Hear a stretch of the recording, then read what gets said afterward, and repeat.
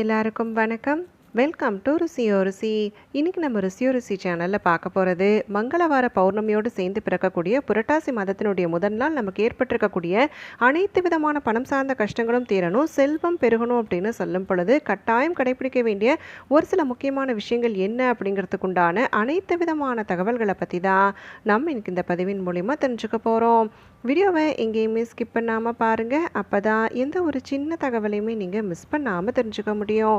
இப்போ நம்ம ஸ்டார்ட் பண்ணிடலாம். பொதுவாகவே இந்த புரட்டாசி மாதம் பிறக்குது அப்படின்னு சொல்லும் பொழுது நம்மளுடைய பண கஷ்டங்களும் சேர்ந்து தீரப்போகுது அப்படிங்கிறதுக்குண்டான ஒரு அறிகுறியாக தான் எடுத்துக்கணும். ஏன்னா இந்த குறிப்பிட்ட புரட்டாசி மாதம் அப்படிங்கிறதே பெருமாள் வழிபாட்டுக்கு உகந்த மாதம். அப்படி இந்த மாதம் நமக்கு இந்த வருடம் பிறக்கும் பொழுதே அதிசக்தி வாய்ந்த நாளாக கருதப்படக்கூடிய பௌர்ணமி திதியோடு சேர்ந்து வருது. அது மட்டும் இல்லாமல் இந்த குறிப்பிட்ட நாள் நமக்கு தொடங்கும் பொழுது சதய நட்சத்திரத்தோடு தொடங்கி நிறைவடையும் பொழுது பூரட்டாதி குபேரருக்கு உகந்த நட்சத்திரமான பூரட்டாதி நட்சத்திரத்தோடு நிறைவடையுது அப்படிங்கிற காரணத்தால் கண்டிப்பாக இந்த நாளன்னைக்கு நம்ம கொள்ளக்கூடிய வழிபாடானது கண்டிப்பா நமக்கு செல்வம் பெருகுவதற்குண்டான அருளை பெற்று தருவதா நம்பப்படுது. அதே சமயத்தில் இந்த புரட்டாசி மாதம் அப்படின்னு சொல்லி எடுத்துக்கிட்டாலே அது பெருமாள் வழிபாட்டிற்குரிய மாதம். அனைத்து விதமான பண கஷ்டங்களும் விலகி செல்வம் பெருகுவதற்குண்டான அருளை ஒருவர் பெறணும் அப்படின்னு சொல்லும் பொழுது இந்த புரட்டாசி மாதத்துல வரக்கூடிய ஒவ்வொரு தினங்களுமே நம்ம வீடுகள்ல பெருமாளை முறையாக வணங்கி வழிபாடு மேற்கொண்டோம் அப்படின்னு சொன்னா அளவில்லா பலன்கள் அனைத்தையுமே பெற முடியும். இப்படி இந்த புரட்டாசி முதல் நாள் தொடங்கும் பொழுதே நம்மளுடைய கஷ்டங்கள் அனைத்துமே தேய போகுது, நமக்கு நல்ல ஒரு செல்வ வளமானது பெருக போகுது அப்படிங்கிற அந்த நம்பிக்கையோடு நாளை வரவேற்று இந்த மாதத்தில் வழிபாடுகள் அனைத்துமே மேற்கொண்டோம் அப்படின்னு சொன்னால் கண்டிப்பாக பெருமாளுடைய அனுகிரகமும் சிவபெருமானுடைய அனுகிரகமும் பரிபூர்ணமாக கிடைப்பதில் சந்தேகமே இல்லை. இப்படிப்பட்ட இந்த அற்புதமான செயற்கை இருக்கக்கூடிய நாள் இன்னைக்கு நம்ம வீடுகளில் இருந்தபடியே வழிபாடு மேற்கொண்டாலும் சரி, இல்லை கோவில் சென்று வழிபாடு மேற்கொண்டாலும் சரி, எந்த குறிப்பிட்ட விஷயங்களை நம்ம கண்டிப்பாக கடைபிடிக்கணும் அப்படிங்கிறத ஒன்றொன்னா தெரிஞ்சுக்கலாம். இந்த அற்புதமான செயற்கை இருக்கக்கூடிய முதல் நாள் அன்னைக்கு கோவில் சென்று வழிபாடு செய்யக்கூடியவர்கள் பெருமாள் வீற்றிருக்கக்கூடிய ஆலயங்களுக்கு போயிட்டு பெருமாளுக்காக துளசி மாலை வாங்கி சாற்றுவது அப்படிங்கிறத செய்துக்கலாம். அதே மாதிரி நல்லா ஞாபகம் வச்சுக்கோங்க, பெருமாள் கோவிலுக்கு போயிட்டு வரீங்க அப்படின்னு சொல்லும் பொழுது அங்கே அமர்ந்து வருவது அப்படிங்கிறத செய்யக்கூடாது. கோவில்களுக்கு செல்லும் பொழுது எந்த குறிப்பிட்ட விஷயங்களை செய்யணும் செய்யக்கூடாது அப்படிங்கிறதுக்கு உண்டான தனி விளக்க பதிவு இருக்குது. அதை வேணுங்கிறவங்க பாருங்கள், நிறைய பயனுள்ள குறிப்புகள் எல்லாமே சொல்லியிருக்கிறேன். அதனால் இந்த ஒரு விஷயத்தை ஞாபகம் வச்சுக்கிட்டு பெருமாள் கோவிலுக்கு போயிட்டு துளசி மாலை சாத்திட்டு நீங்கள் அப்படியே வீடுகளுக்கு திரும்பி வருவது அப்படிங்கிறத செய்துக்கலாம். அதே மாதிரி கோவில் சென்று வழிபாடு செய்து வந்ததுக்கு அப்புறமா அங்கே கொடுக்கக்கூடிய துளசி இலைகள் இருக்கு பார்த்தீங்களா, அதை அப்படியே நீங்கள் வீடுகளுக்கு கொண்டு வந்து ஒரு சில குறிப்பிட்ட இடங்களில் வைக்கும் பொழுது கண்டிப்பாக நம்ம வீடுகளில் அனைத்து விதமான செல்வ வளங்களும் நிறைவதற்குண்டான அருளும், அதே சமயத்தில் என்றென்றைக்குமே பஞ்சம் அப்படிங்கிற நிலையானது ஏற்படாமல் இருப்பதற்குண்டான அருளும் கிடைப்பதா சொல்லப்படுது. அப்படி அந்த விதத்தில் நீங்கள் கோவில்களில் தரக்கூடிய அந்த துளசி இலைகளை எடுத்துட்டு வந்துட்டு முதல்ல உங்கள் வீட்டு பூஜையில் இருக்கக்கூடிய சுவாமி படங்கள், அதுவும் குறிப்பாக மகாவிஷ்ணுவனுடைய படம் இருக்கு, பெருமாளுடைய படம் இருக்கு அப்படின்னு சொல்லும் பொழுது அந்த படத்திற்கோ இல்லை விக்கிரகத்திற்கோ வைப்பது அப்படிங்கிறத செய்துக்கோங்க. அடுத்ததா இரண்டாவது முக்கியமான இடம் பார்த்தீங்க அப்படின்னாக்கா நம்ம வீடுகளில் பணம் மற்றும் நகை வைக்கக்கூடிய பெட்டிகள் இருக்கு பார்த்தீங்களா, அதில் 1-2 துளசி இலைகளை வைப்பது அப்படிங்கிறத செய்துக்கலாம். மூன்றாவது இடம் பார்த்தீங்க அப்படின்னு சொன்னாக்கா நம்ம வீடுகளில் அரிசி வைக்கக்கூடிய ட்ரம் இல்லைன்னா பானை இந்த மாதிரி எது இருந்தாலும் சரி, அதில் இந்த 1-2 துளசி இலைகளை போட்டு வைப்பது அப்படிங்கிறத செய்துக்கோங்க. இப்படி இந்த 3 முக்கியமான இடங்களில் நம்ம துளசி இலைகள், அதுவும் கோவிலிருந்து இருந்து எடுத்து வரக்கூடிய துளசி இலைகளை வைக்கும் பொழுது கண்டிப்பா பெருமாளுடைய அனுகிரகம் நமக்கு பரிபூரணமா கிடைக்கும். இப்படி இந்த பூஜித்த துளசி இலைகளை நம்ம வீடுகளில் இந்த குறிப்பிட்ட 3 இடங்களில் வைக்கும் பொழுது நம்ம வீடுகளில் எப்பேற்பட்ட வறுமை நிலை சூழ்ந்திருந்தாலும் சரி, இல்லை கெட்ட சக்தியினுடைய ஆட்டம் அதிகப்படியாக இருக்குது அப்படின்னு சொன்னாலும் சரி, அது அனைத்துமே ஒடுக்கப்படுவதற்குண்டான அருள் கிடைப்பதா நம்பப்படுது. அதனால் தவறாமல் இந்த ஒரு விஷயத்தை நீங்கள் செய்துக்கோங்க. இப்போ அடுத்தபடியாக நம்ம வீடுகளில் வழிபாடு மேற்கொள்ளும் பொழுது எந்த குறிப்பிட்ட விஷயங்களை கடைபிடிக்கணும் அப்படிங்கிறத தெரிஞ்சுக்கலாம். காலை நேரம், அதாவது இந்த புரட்டாசி மாதத்தினுடைய முதல் நாள் நமக்கு செவ்வாய்க்கிழமை நாளோடு சேர்ந்து பிறக்குது அப்படிங்கிறதால இந்த குறிப்பிட்ட காலை நேரத்தில் 6 to 7 அப்படிங்கிறதுக்குள்ளாகவே நீங்கள் தீபம் ஏற்றுவது அப்படிங்கிறத செய்துக்கலாம். நீங்கள் பிரம்ம முகூர்த்தத்தில் தீபம் ஏற்றக்கூடியவர்களாக இருக்கிறீங்க அப்படின்னு சொல்லும் பொழுதும் அந்த நேரத்தில் ஏற்றிக்கலாம். ஆனால் முடிந்த அளவுக்கு நம்ம 7 மணிக்கு முன்பாக தீபம் ஏற்றுவது அப்படிங்கிறத செய்திடணும். அதே மாதிரி நம்ம வீடுகளில் துளசி இலைகள் அனைத்தையுமே மாலையாக கட்டி சூடுவது அப்படிங்கிறத செய்துக்கலாம். கிடைக்காத பட்சத்தில் 1-2 துளசி இலைகளையாவது வைத்து வழிபடுவது அப்படிங்கிறத செய்துக்கோங்க. அதே மாதிரி நம்ம வீட்டினுடைய பூஜை அறையில் கண்டிப்பாக இந்த மாதம் முழுவதுமே பஞ்ச பாத்திரத்தில் நீர் வைப்பது, அதில் 1-2 துளசி இலைகளை போட்டு வைப்பது அப்படிங்கிறது ரொம்ப ரொம்ப விசேஷம். தீர்த்தப்பொடி நீங்கள் வைத்திருக்கிறீங்க அப்படின்னு சொல்லும் பொழுது அதையும் நம்ம செய்துக்கலாம். தீர்த்தப்பொடி ஒருவேளை எப்படி நீங்கள் வீடுகளிலேயே தயார் செய்யணுங்கிறதுக்கு உண்டான வழிமுறை வேணும்னு சொல்லக்கூடியவர்கள் நம்ம சேனலில் இதுக்கு முன்னாடி நான் பதிவு கொடுத்துருக்கிறேன். அந்த பதிவினுடைய லிங்கை நான் அட்டாச் பண்ணுறேன், கண்டிப்பாக பார்த்து அதே மாதிரி செய்துக்கலாம். இல்லை உங்களுக்கு செய்வதற்கு சிரமமாக இருக்குது அப்படின்னு சொல்லும் பொழுது நாட்டு மருந்து கடைகள்லையோ இல்லை பூஜை ஸ்டோர்கள்லையோ கேட்டீங்க அப்படின்னு சொன்னால் தீர்த்தப்பொடி அப்படின்னு ஒன்று தருவாங்க. அதை நீங்கள் வைக்கக்கூடிய நீரில் கொஞ்சமாக கலந்துட்டு 1-2 துளசி இலைகளை போட்டு வைக்கலாம். அதே மாதிரி காலை நேரத்தில் நம்ம தீபம் ஏற்றும் பொழுது நம்ம கூடுமான வரைக்குமே நெய் விட்டு ஏற்றுவது அப்படிங்கிறத செய்துக்கலாம். இல்லை உங்களுக்கு முடியாத பட்சத்தில் நீங்கள் நல்லெண்ணெய் விட்டு தீபம் ஏற்றுவது அப்படிங்கிறத செய்துக்கலாம்.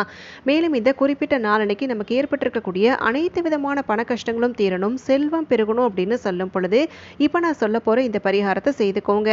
இந்த பரிகாரத்துக்கு அதிகப்படியான பொருட்கள் எதுவுமே தேவையில்லை. நம்ம வீடுகளில் இருக்கக்கூடிய பொருட்களை வைத்தே செய்துக்கலாம்.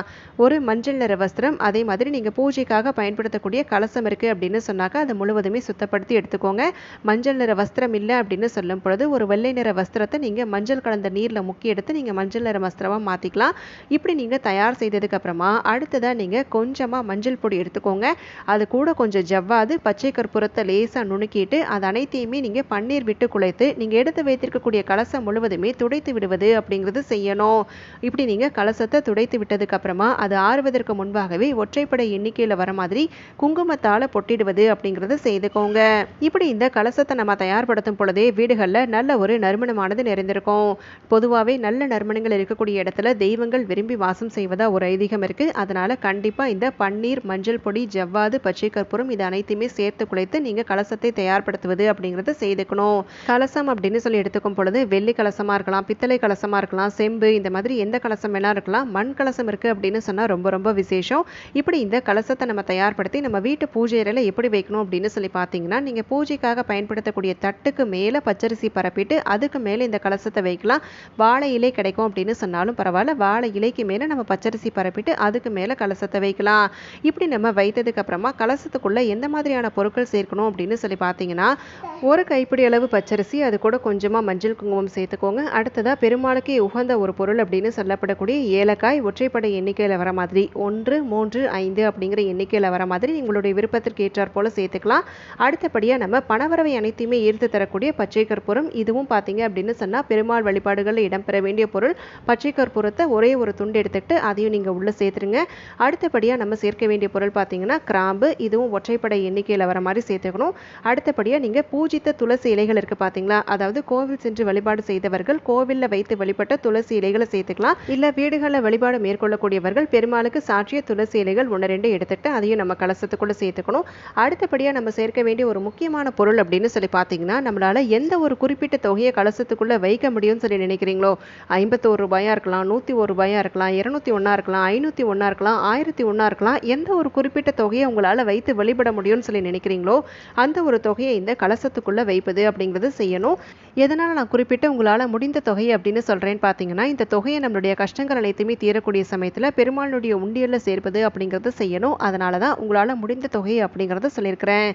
இப்போ இந்த கலசத்தில் நம்ம 8 விதமான மங்கள பொருட்கள் சேர்த்துருக்குறோம். பச்சரிசி, மஞ்சள் குங்குமம், ஏலக்காய், பச்சை கற்பூரம், துளசி இலை, கிராம்பு, பணம். இப்படி இந்த கலசத்தை நம்ம தயார்படுத்தினதுக்கு அப்புறமா நான் முன்னாடி சொன்ன அந்த மஞ்சள் நிற வஸ்திரம் இருக்கு பார்த்தீங்களா, அதை இந்த கலசத்தினுடைய வாய்ப்பகுதியில் கட்டி வைப்பது அப்படிங்கிறத செய்துக்கோங்க. இப்படி இந்த கலசத்தை நம்ம தயார் செய்து நம்ம வீட்டோட பூஜை அறையில் வைத்து தீபமேற்றி வழிபாடு மேற்கொள்ளும் பொழுது கண்டிப்பாக பெருமாளுடைய அனுகிரகத்தால் அனைத்து விதமான பண கஷ்டங்களும் விலகி செல்வம் பெருகுவதற்குண்டான அருள் கிடைப்பதா நம்பப்படுது. நம்ம வீட்டு பூஜை அறையில் தீபம் ஏற்றும் பொழுது நெய் விட்டு ஏற்றுவது அப்படிங்கிறது செய்துக்கலாம். முடியாத பட்சத்தில் நீங்கள் நல்லெண்ணெய் விட்டு ஏற்றுவது அப்படிங்கிறத செய்துக்கோங்க. இப்படி நம்ம ஏற்றி வழிபாடு அனைத்துமே செய்யும் பொழுது இந்த கலசத்துக்கு வாய் பகுதி இருக்குது பார்த்தீங்களா, நம்ம மஞ்சள் நிற வஸ்திரம் கட்டணும் இல்லைங்களா, அதுக்கு மேலே நம்மளுடைய வலது உள்ளங்கையை வச்சு நம்ம சொல்ல வேண்டிய ஒரு முக்கியமான மந்திரம் அப்படின்னு சொல்லி பார்த்தீங்கன்னா, ஓம் நமோ நாராயணாய அப்படிங்கிற மந்திரத்தை குறைந்தது நம்ம 3 முறையும் அதிகபட்சமாக 108 முறையும் சொல்லி வழிபடுவது அப்படிங்கிறது செய்துக்கலாம். இந்த புரட்டாசி மாதம் முழுவதுமே நம்ம வீட்டு பூஜை அறையில் பெருமாளுடைய படத்திற்கு முன்பாக துளசி மற்றும் குங்கும அர்ச்சனை மேற்கொள்வது அப்படிங்கிறது ரொம்ப ரொம்ப சிறப்பு.